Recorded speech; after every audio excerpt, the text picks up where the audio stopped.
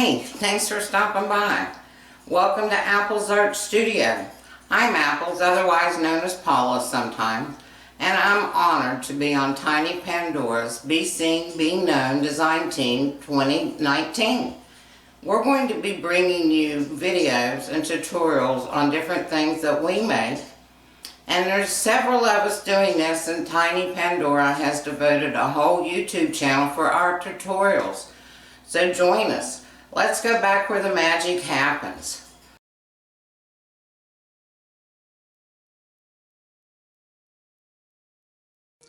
Let's make some magic happen today by using Tiny Pandora's bead and blending kit. You get 3 different sizes in very long triangle templates, and they're plexiglass. And this is the concept of the old, I'm going to say old because I'm old, the old time paper beads. And this is what we're making today. Only the ones we're making right now aren't going to be so thick, so they're not going to be as bulky. But you take the triangles and wrap them up just like we did the paper beads years ago. The kit also includes 3 metal rods to roll your beads on, and also a little cleaning brush to get any clay out of the rods that happen to get in there. And you need very few things for this project today.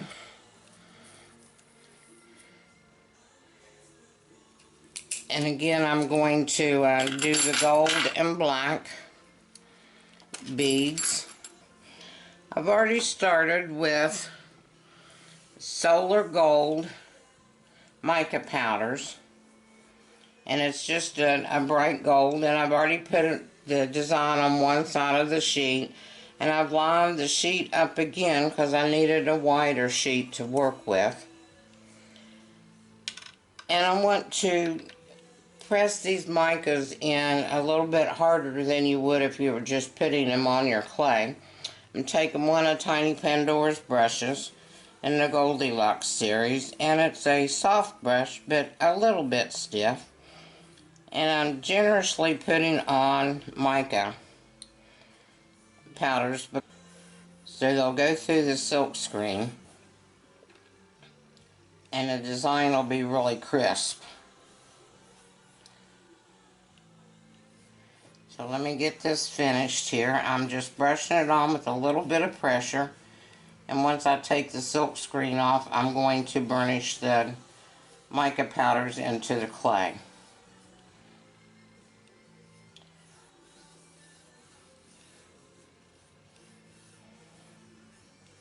And this is doing a silk screen with mica powders. It's a little bit different than doing it with paint, but very similar to doing it with pastel chalks. It's the same process.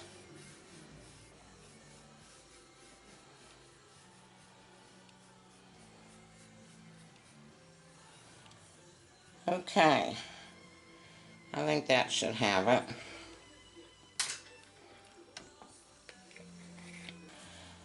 And I'm gently going to remove my silk screen. I will set it out of the way. And I'm actually taking a piece of paper that came in between my gold leaf sheets, and I'm setting it just on top and just rubbing the mica powders in, not applying a lot of pressure, but enough to where it's sticking the paper down to the clay and putting the mica powders a little bit more down in the clay than just not letting them sitting on top of the surface.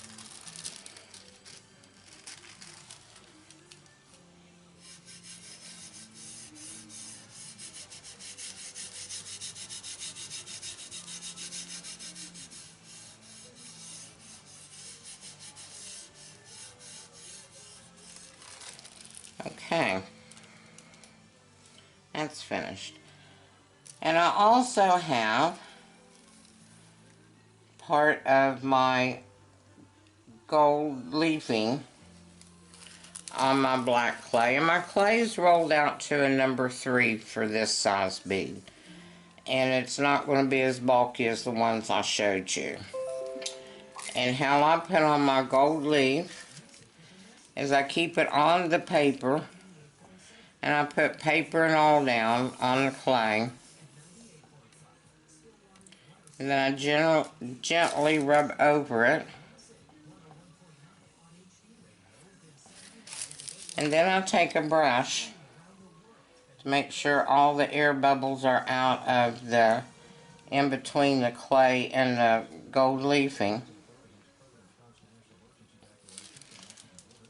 And I've got a little bit extra here to where I can put on a couple of these blank spots. There we go.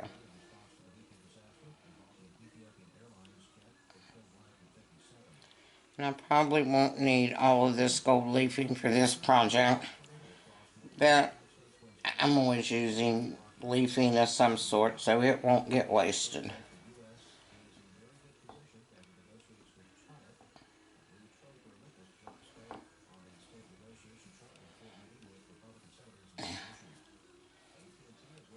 Okay, on with the beads. In this kit also comes this mega blade. It's huge, it's sturdy, and it's going to cut the whole length of your templates in one cut, which is fantastic. So here's your template sizes. And what it basically goes on is the width of the end.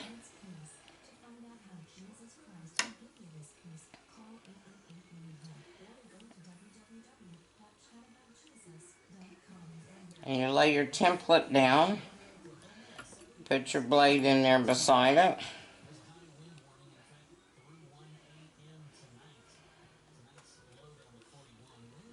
Press your blade down and cut it out.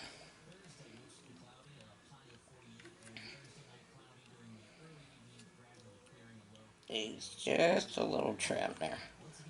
Okay. Now let's use the next size down. This is your medium size. And I'm going to reverse it and start it at this side. And I'm actually going to lay it right up against where I cut the first one out. So I don't have to cut 2 times on this one. I only have to cut once. Lay my blade down again. And push.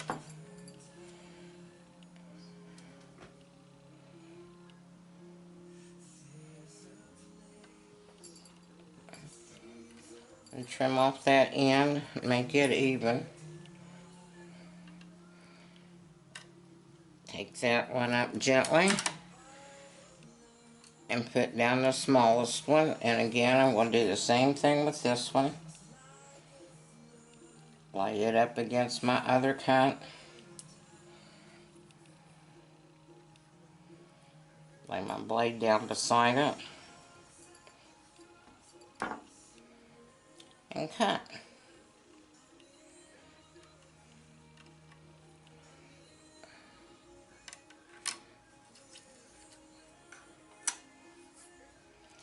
Save your scraps on this.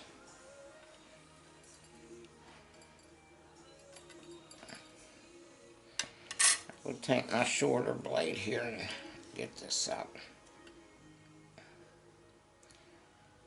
And I say save your scraps because you could make spirals out of them and turn them into earrings. And this is an earring that'll go with this set.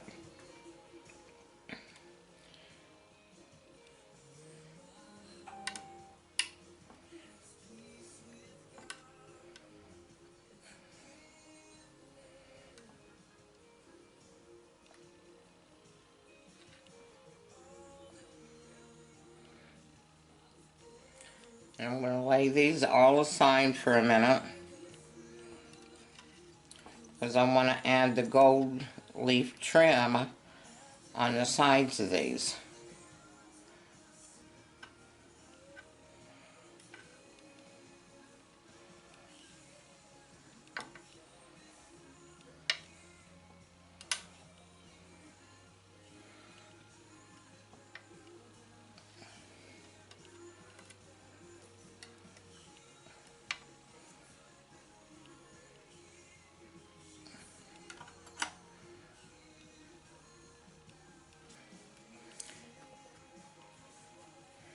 And I'm just going to cut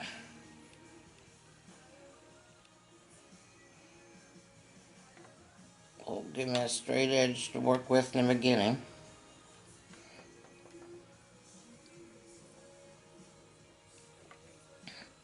And I'm just going to cut really thin strips.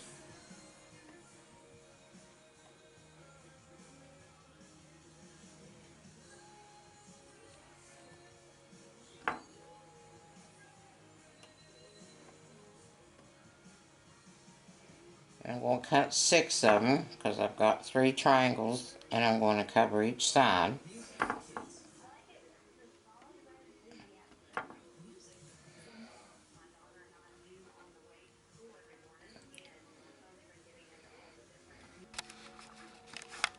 Okay, I have my strips cut, and the way I apply this to the sides is I just take my clay with my gold leafing on it, set it up right beside my triangle, and take my blade and press it on.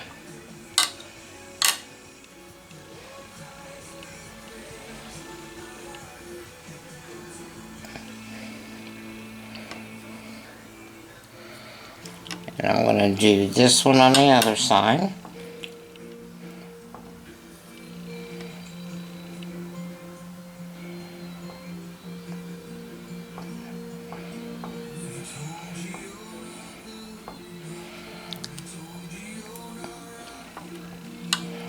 And your gold leafing is going to crack. That's just normal for gold leafing, and that's okay. I'm just going to cut a little bit extra off of this end, and I'm going to bring it around and hook it right there on the other side. And I'm just going to gently press them together. I want to make sure that they're there. I'm going to stick. Oop.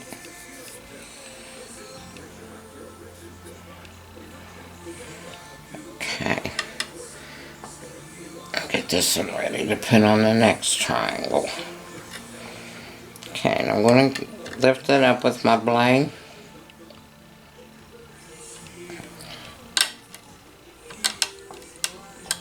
And make sure this side's on.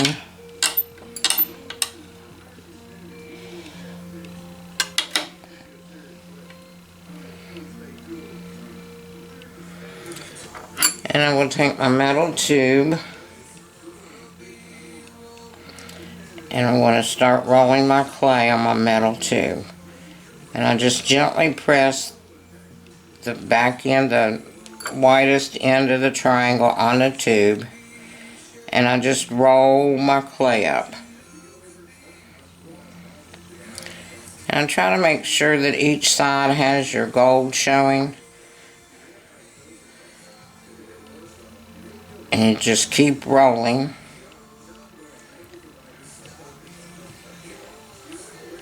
And then make sure that your triangle's in the middle of that tube. And then I gently take it and I move the tube inside and out to make sure that I can get it off of the metal tube easily.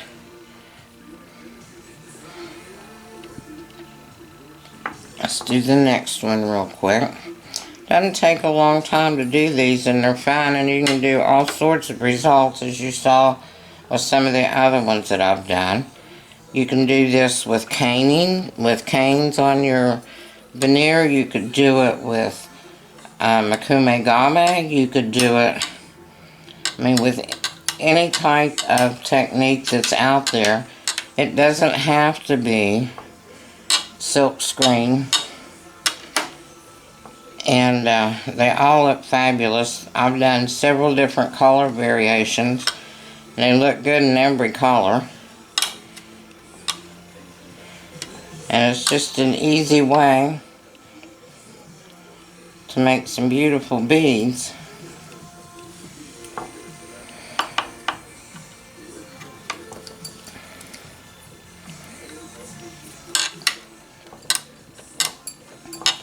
sure it's on there.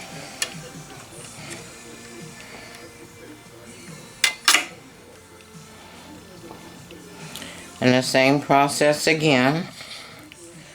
I just put gently the end of that down, and then I roll it.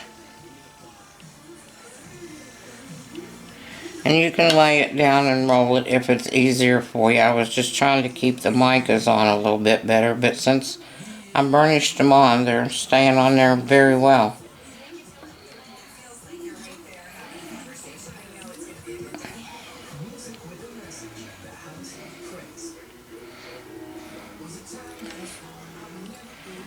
Let's do the last one.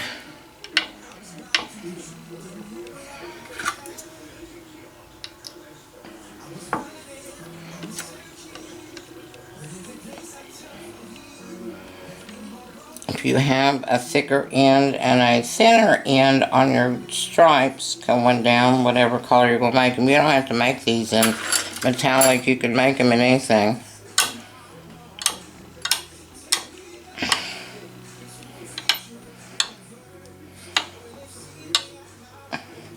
But if you have sort of a thicker end and a thinner end, put your thinner end down at the bottom where your triangle ends up.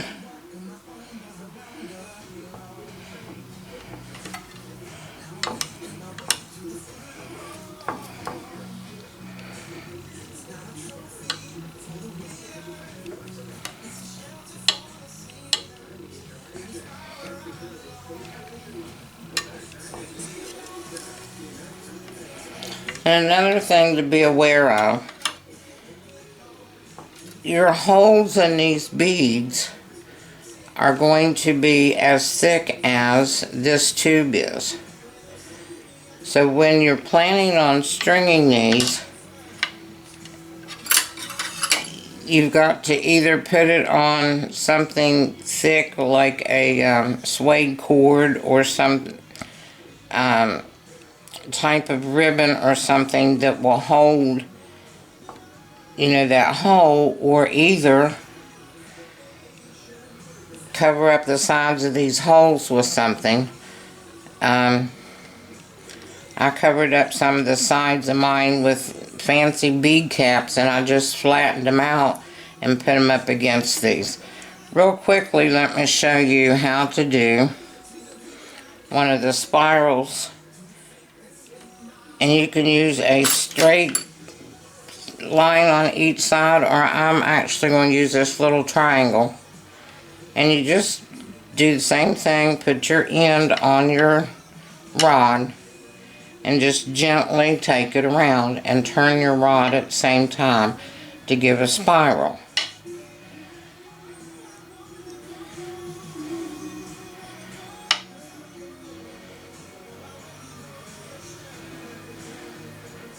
And you don't have to make them that long, but I tell you what, they're easy to cut with a pair of scissors after they're baked. And speaking of baking, these are ready to bake. I'm going to bake them at 275 degrees Fahrenheit, and I'm going to bake them for 1/2 hour, and then we'll be back. Okay, this is my finished piece. It's come out of the oven. And I went on and strung it so I could show you some of the tips that I use on stringing this to make it a little bit easier. To begin with, I took some scrap clay from my triangles and made some round beads to put on here. So I've got some gold metal beads, a decorative black bead, the ones I made. And going down in size, there are the gold and black ones and the black ones all the way down to the end.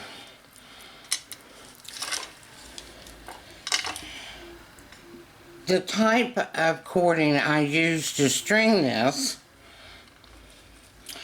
I used bamboo cording, and as you can see, it's really thin for one of these big beads, and the hole in it. And the little trick I have for that is that you take a decorative bead cap, you put it in a pair of rubber pliers so you don't mar it. You squish it flat,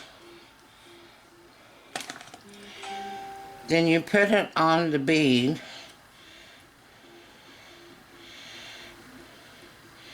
just like this.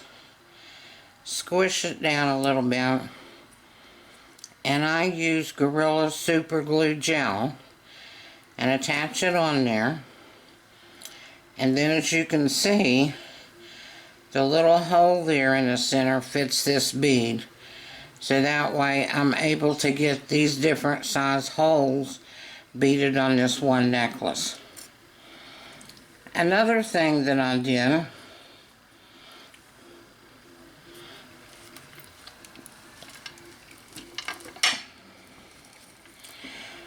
was, as you know, when you finish your beading, and actually here's my last bead, I put on a crimping tube, and these are so little I knew you wouldn't be able to see them, but let's see if I can get one out. Oop, yep, they went everywhere. A little crimping tube. Let me put it here and see if we can see it. There you go. And that also fits my bamboo cord. And I'll tighten it up against the last bead that I put on there. And you take your crimping pliers, and there's two different size not loops, but gaps here, and you crimp your crimping bead. If you've never done that before, there's videos on that. And then you take your crimp bead cover and put over top of it. And if you can see it, it's got that little gap on one side, and that's what you slide over your crimp bead. And it then looks just like another bead on there. So you're actually hiding your crimp bead with that. And you can take flat nose pliers and put that together. Another thing I did on the very end to be able to hook a clasp to this, I'm not quite sure what these things are called. It's got the two sides to it, and it's got your little loop on top with a hole in it to add your jump ring to. And you put your cord in between these. And these are larger. I chose the larger one so hopefully you could see them. And I've learned, before you put your cord in, if you'll put one side of it down,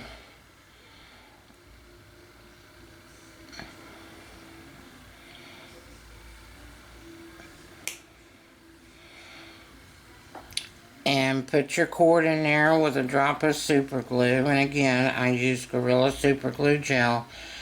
It's easier to manipulate this other side that you fold over, and that's how your cord stays in there. These go flat. And if I had the right size for the right size crimp bead cover, you can also put a crimp bead cover over this, and it looks just like a bead again.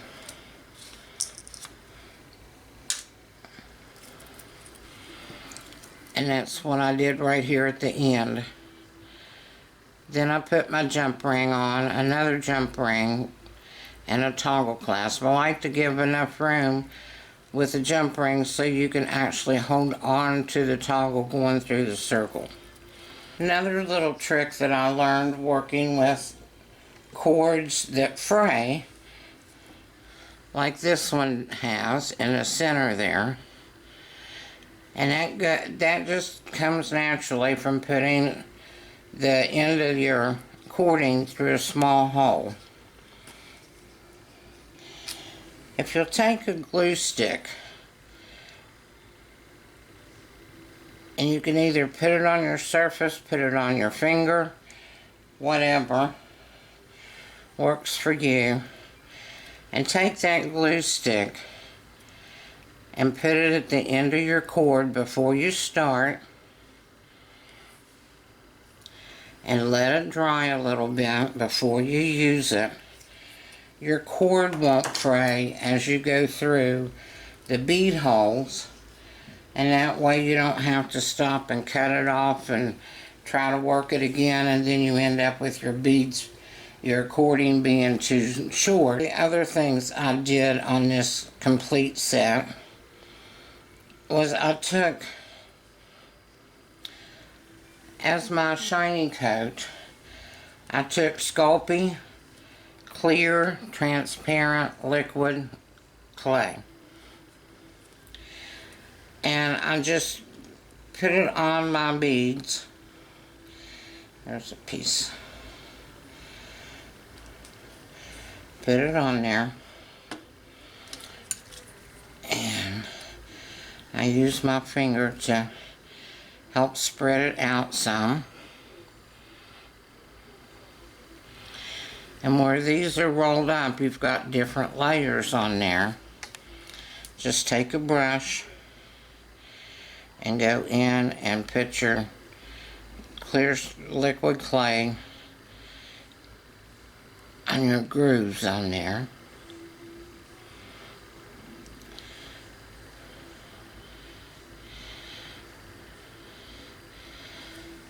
And then you can take a wooden dowel. Don't use your metal rod because it's going to get hot. Take a metal dowel rod, and we're going to hit it for a little bit with a heat gun. Keep your heat gun sort of close, but keep it moving so you don't burn anything or scorch your bead or your liquid clay. And the liquid clay gives you a shinier shine than the TLC, the regular translucent clay.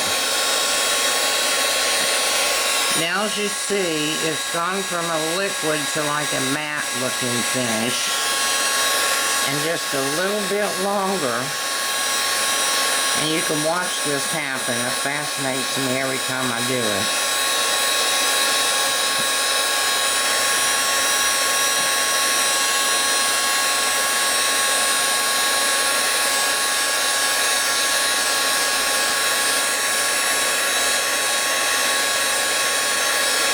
You can actually watch it become shiny. Now your bead's going to be hot from your heat gun. The wooden dowel is going to actually hold the heat so you don't get burned. If you had this on a metal strip, it would get hot and burn your fingers while you do this.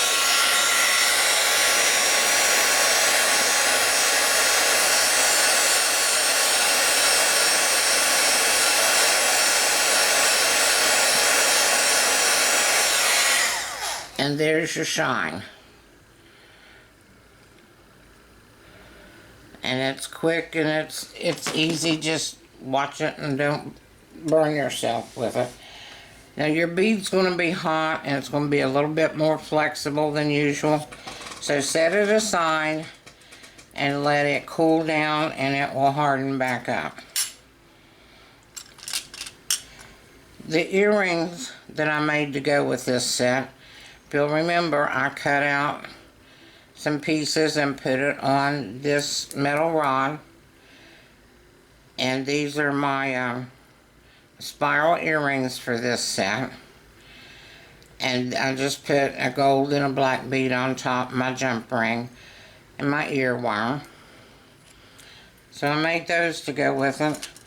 But I also made a post earring to go with it.